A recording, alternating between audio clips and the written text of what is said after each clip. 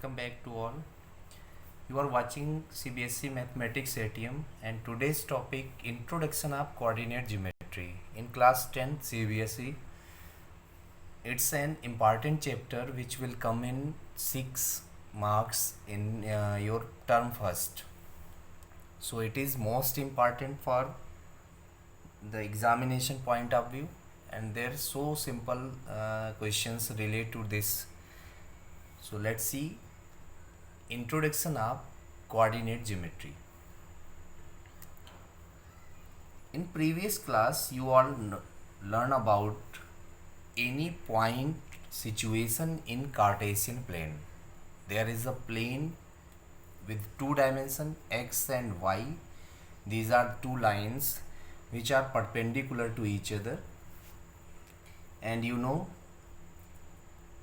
this x-axis, the opposite side of left side of, you can say, is known as x dash, that is the negative direction of this, and similarly y and y dash, this is the negative side.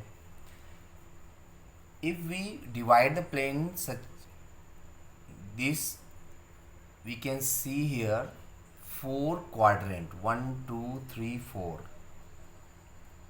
These 4 quadrants, any number which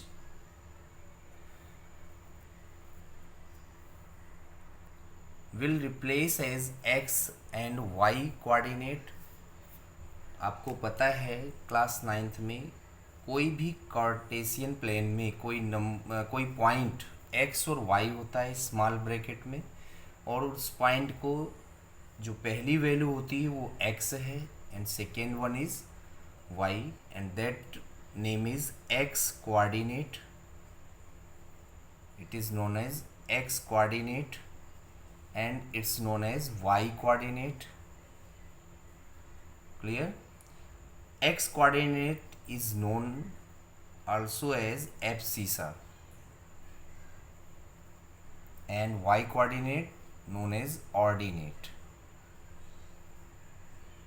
Right? In previous class you all learning about the points which locate into the axis or into the plane anywhere. तो generally हमने वहाँ केवल ये सीख लिया था कि point कैसे लाई करता है, कहाँ पर कैसी सिचुएशन होती है एक्स कोऑर्डिनेट की, वाई कोऑर्डिनेट की. तो कोई भी पॉइंट जो फर्स्ट क्वाड्रेंट में जाता है उसमें दोनों एक्स और वाई दोनों की वैल्यू पॉजिटिव होती है.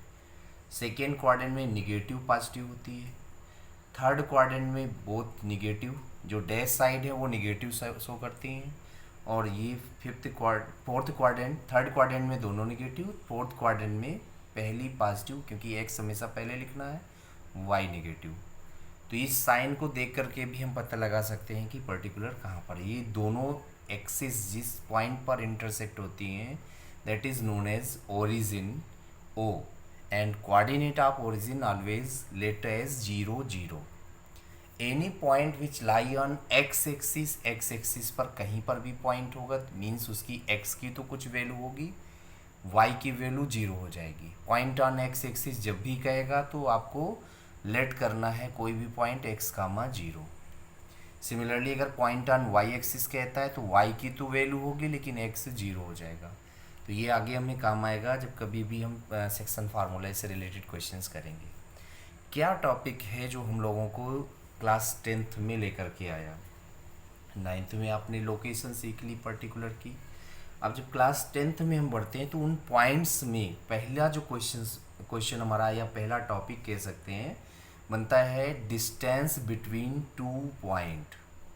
हमें क्या करना है, ये दो पॉइंट कोई हैं, let A and B, whose coordinates are something like x2 y2 and it is x1 y1, and we have to find the distance between AB. How can we find? So let's see the formula proof. We can directly use the formula but हम detail थोड़ा सा पढ़ाना चाहते हैं यहाँ पर, आप इसको समझें ज़रूर. तो देखिए ए पॉइंट ये है, बी पॉइंट ये, अगर हमें इससे इसकी डिस्टेंस निकालनी है तो बच्चों देखिए ये जब हम पॉइंट लोकेट करते हैं, जैसे ये ए है तो ये ए ओरिजिन से ये x1 डिस्टेंस पर है, ये जो डिस्टेंस है ये x1 है। सिमिलरली ये y1 डिस्टेंस है। अब जो b है ये आपकी यहाँ से डिस्टेंस ये x2 है, और ये जो डिस्टेंस है b की y पर ये y2 है। तो सिंपली अगर हमें इसकी डिस्टेंस आपस में निकालनी है, अगर यहाँ से हम एक परपेंडिकुलर लाइन ड्रा करें और एक इधर से पैरेलल ड्रा करें इसकी बेस के, तो एक राइट एंगल ट्रायंगल सा फॉर्म होता है ये। इस राइट एंगल ट्रायंगल में यहाँ तक की जो डिस्टेंस है ये x2 है, ये डिस्टेंस x2 है, और ये डिस्टेंस आपकी यहाँ तक x1 है। तो अगर ये बेस से चाहिए तो बेस हमारा सिंपली क्या हो जाएगा, x2 माइनस x1। तो ये जो ट्रायंगल बन रहा है हम इसको अलग दिखा देते हैं, इसका ये बेस हो गया x2 माइनस x1।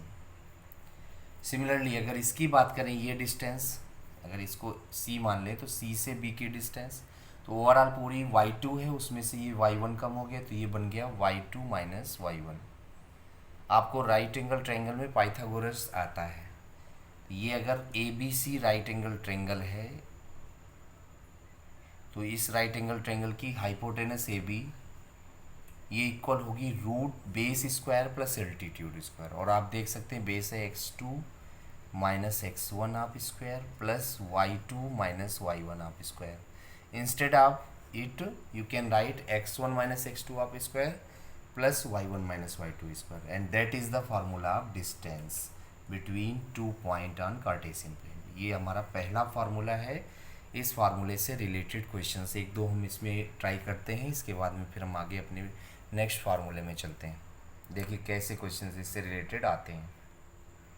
डिस्टेंस फार्मूले में जनरली आपको निकालना क्या है, सिंपली 2 पॉइंट गिवन है, उनकी कोई भी कोऑर्डिनेट गिवन है, किसी भी फॉर्म का कोऑर्डिनेट हो सकता है। एग्जांपल के लिए हमने पॉइंट लिया 3 माइनस का और 4, दूसरा पॉइंट हमने b ले लिया और इसके कोऑर्डिनेट लिख दिए 5 माइनस 2।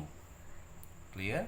अब अगर हमें इसकी डिस्टेंस निकालनी है तो आपको डिस्टेंस फार्मूला अगर लर्न है तो फार्मूला तो क्लियरली लिख लेंगे, रिप्लेस करेंगे। पहला पॉइंट हो जाएगा x1 y1, दूसरा हो जाएगा x2 y2, और डिस्टेंस का फार्मूला यूज़ करेंगे। तो आप केवल ये पढ़ेंगे, रूट लगा लीजिए, फर्स्ट माइनस फर्स्ट। पहली चीज़ ये देखनी है कि जिस भी पॉइंट में पॉजिटिव साइन ज़्यादा हो तो उसको आपको चूज़ करना है, या फिर बड़ा हो। तो जैसे इसमें देख सकते हो ये -3 है, ये -4, तो ये दोनों इक्विवेलेंट हैं, एक प्लस एक माइनस, एक प्लस एक माइनस। इसमें से x बड़ा है, इसमें से y बड़ा है, तो कोई भी आपका कैसे भी फार्मूला यूज किया जा सकता है। तो आप सिंपली ये याद रखिए कि root first minus first, sign आप ध्यान रखेंगे। जैसे इधर से आप लेस कर रहे हैं तो पहला इसका फर्स्ट और माइनस लगा करके दूसरे का फर्स्ट स्क्वायर, प्लस इसी तरह से सेकेंड माइनस प्लस लगा करके सेकेंड माइनस सेकेंड, तो 4 माइनस 2, ये -2 है और माइनस हमें करना है तो ये +2 हो जाएगा, तो ये स्क्वायर बन गया। बस इसको सॉल्व कर लेना। तो देखिए -8 और -8 का स्क्वायर हो जाएगा 64, और ऐसे ये भी 6 6 6 36, तो ये ऐड होकर के हो गए 100। रूट का 100 का आंसर होता है 10, तो ये आंसर हो गया 10 यूनिट। यूनिट लिखना बहुत ज़रूरी है क्योंकि डिस्टेंस है। तो सिंपली डिस्टेंस तो समझ गए कि इस तरह से निकाले जाती है, बट टाइप्स ऑफ क्वेश्चंस की बात अगर करते हैं कि किस टाइप के क्वेश्चंस इसमें पॉसिबल हैं, अगर आप केवल इंट्रो पार्ट ही पढ़ लेते हैं हमारा, तो आपको 100% NCERT के क्वेश्चंस लगाने समझ में आ जाएंगे। इसलिए केवल इसको फोकस ज़्यादा से ज़्यादा करिए। एक्सरसाइज सॉल्यूशन हम आपको बाद में देंगे, तो उससे आपको एक्सरसाइज भी समझ सकते हैं। चलिए चलते हैं टाइप्स ऑफ क्वेश्चंस की तरफ। पहला टाइप, फर्स्ट टाइप क्वेश्चन में सिंपली आपको जैसे अभी हमने पॉइंट दिया और डिस्टेंस पूछा तो डिस्टेंस निकाल लिया आपने। उसी का सेकेंड टाइप होता है, यानी फर्स्ट का ही सेकेंड टाइप, ये फर्स्ट टाइप का ही डिस्टेंस डायरेक्टली कि 2 पॉइंट कोई गिवन है, जैसे मान लीजिए 2 और 3, और दूसरा पॉइंट दे दिया P एंड -1, और फिर इसके कह दिया जाए कि इसकी डिस्टेंस 10 यूनिट है, तो इस P की वैल्यू बताइए। मोस्ट इंपॉर्टेंट क्वेश्चन हो जाता है ये। तो सिंपली आपको बच्चों डिस्टेंस का फार्मूला लिखना है, D = क्योंकि अननोन यहाँ पर है तो आप इधर से भी सॉल्व कर सकते हैं और इधर से भी कर सकते हैं। फर्स्ट माइनस फर्स्ट एक ही तरीका, फर्स्ट माइनस फर्स्ट आप square plus second minus second आप स्क्वायर, आप चेक कर लीजिए साइन प्लस हो जाएगा। तो ये है 10, D की वैल्यू जो गिवन है वो है 10, तो इसकी D की जगह पर 10 रख देंगे। अब हमें ये रूट साइन हटाना है क्योंकि सॉल्यूशन करना है, तो स्क्वायर ऑन बोथ साइड करेंगे। स्क्वायर ऑन बोथ साइड करने पर ये लिख लेंगे स्क्वायर ऑन बोथ साइड, और इसको 10 जा 100, इधर से रूट हट जाएगा, इसका केवल ओपन करना है। 2 2 ज़ा 4 P square minus 4p plus ये 4 हो गए 16 हो गए। तो ये एक सिंपली क्वाड्रेटिक इक्वेशन बन जाएगा। आप इस इक्वेशन को सॉल्व कर लेंगे क्वाड्रेटिक की तरह, जैसा आपने पॉलिनोमियल या क्वाड्रेटिक इक्वेशन में सीखा है। तो जनरली इस तरह से क्वेश्चन सॉल्व हो जाता है। ये हमारा होता है फर्स्ट टाइप क्वेश्चन। अब इसी का सेकेंड टाइप क्वेश्चन कैसे पूछा जाता है? सेकेंड टाइप क्वेश्चन में जनरली आपको क्या होगा, एक ट्रायंगल दे देगा या फिर एक क्वाड्रेटल दे देगा। इनमें से पॉइंट्स आपको दे देंगे कि ये मान लीजिए पहला पॉइंट x1 y1, इस x2 y2, हमने केवल रेटिंग दिखाई है, आप इसमें पॉइंट कोई भी ले सकते हैं, और x3 y3, या फिर इसी तरह से इसमें ये 4 क्वाड्रेंट दे देगा कोऑर्डिनेट्स। तो अब आपको क्या करना है कि ये पहचानना है कि ये किस टाइप का ट्रायंगल या क्वाड्रेटल है। तो जनरली जो क्वेश्चन पूछता है, ये ट्रायंगल के 3 पॉइंट्स है, आपको पूछेगा कि ये क्या इक्विलेटरल ट्रायंगल है। देखिए कौन कौन से ट्रायंगल हो सकते हैं, इक्विलेटरल हो सकता है, ठीक है, या फिर स्केलियन हो, या फिर आइसोसेलेस,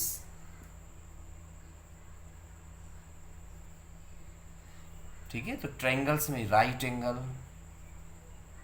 बस इनकी कैटेगरी समझ लिए, राइट एंगल ट्रायंगल। तो आपको क्या पहचानना है, इक्विलेटरल होगा तो आप क्या करेंगे, पहले ए बी की डिस्टेंस निकालेंगे, फिर बी सी की डिस्टेंस निकालेंगे यूजिंग डिस्टेंस फार्मूला, देन ए सी की डिस्टेंस निकालेंगे और उन डिस्टेंसेस को चेक करेंगे।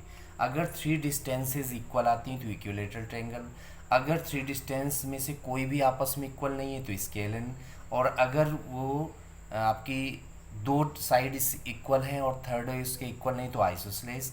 राइट एंगल में क्या होगा, जैसे 3 साइड निकली, एक 3 एक 4 एक 5, तो आपको ये चेक करना है कि सबसे बड़ी साइड का स्क्वायर और फर्दर बाकी के 2 के स्क्वायर के सम से इक्वल है कि नहीं। अगर ये सिचुएशन आती है तो आपकी हो जाती है राइट एंगल ट्रायंगल।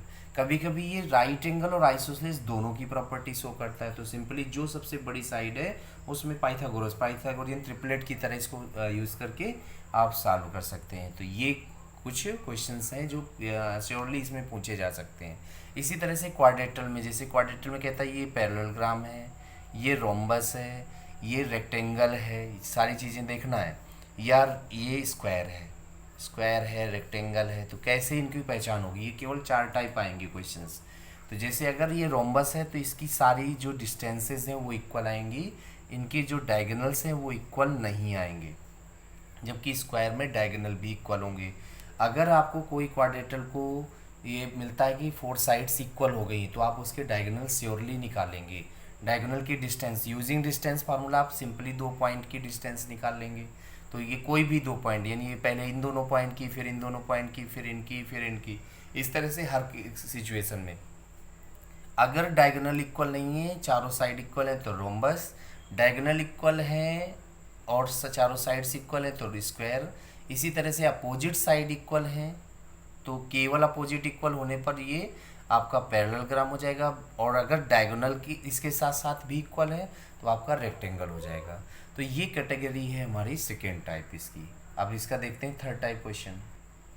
जो थर्ड टाइप में सिंपली एक पॉइंट होगा, कोई भी पॉइंट, और वो इसके साथ साथ एक लाइन सेगमेंट के 2 पॉइंट और गिवन होंगे, या 2 पॉइंट, लाइन सेगमेंट जरूरी नहीं कि बोले, तो ये 2 पॉइंट पहले ये गिवन होंगे x1 y1, जो साथ साथ पॉइंट होंगे ये x1 y1 x2 y2 की वैल्यू मानी जाएगी, और जो सेपरेट एक पॉइंट कहेगा उसको xy लेट कर लेंगे, भले ये न्यूमरिक कुछ भी वैल्यू हो सकती है। और क्वेश्चन ये होगा कि ये पॉइंट इन दोनों पॉइंट से इक्वी डिस्टेंट है। एक तो डायरेक्टली कह दे कि एक पॉइंट है जो किन्हीं 2 पॉइंट से इक्वी डिस्टेंट है, तो आप इनकी वैल्यू बताइए किसकी।